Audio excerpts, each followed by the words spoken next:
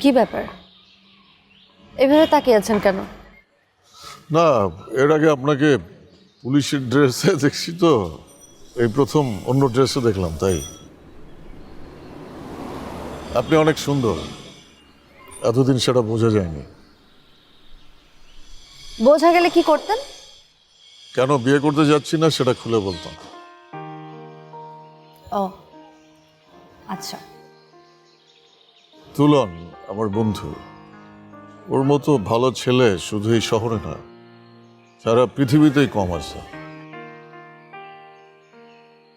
ওর বিয়ের 2 বছর যেতে না যেতেই ওদের একটা ছেলে সন্তান হলো।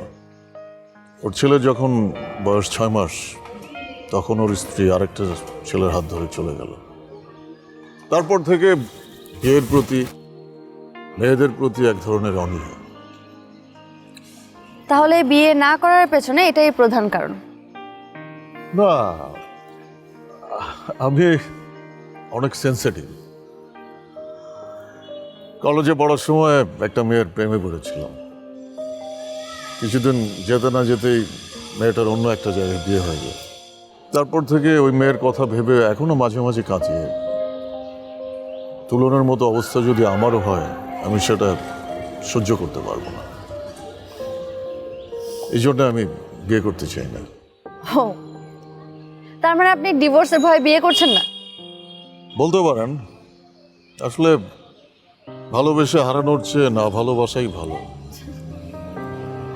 আপনি বোধহয় জানেন না যে ভালোবাসা কাপুরুষের জন্য না, ভালোবাসা সাহসীদের জন্য। আমি কাপুরুষ না। যে লোক ডিভোর্সের ভয়ে বিয়ে করছে না তাকে কাপুরুষ আর কি বা বলা যায়? দেখেন, ডিভোর্স বিষয়ে আপনি যেমনটা বলছেন, বিষয়টা আসলে সেরকম না। আপনি হয়তো জানেন না, এই শহরে প্রতি ঘন্টায় একজনের ডিভোর্স হয়। না, আমি জানি না, আমি না জানতেও চাই না। কারণ কি জানেন, আমার বাবা মায়ের অনেক আগে ডিভোর্স হয়ে গেছে। এরপরে হচ্ছে আমি কখনো বাবার কাছে বড় হয়েছি, কখনো আবার হচ্ছে আমার নানির কাছে বড় হয়েছি। কিন্তু তাই বলে আমি কখনো ভাবি নাই যে আমি সারা জীবন চিরকুমারী থেকে যাব। আপনার যদি মাথা ব্যথা হয়, আপনি কি মাথা ব্যথা সারানোর জন্য আপনার মাথাটাই কেটে ফেলবেন নাকি? যাই হোক, এটা রাখেন। কি এটা? আমার বিয়ের কার্ড। চলে আসবেন কিন্তু, মিস করবেন না।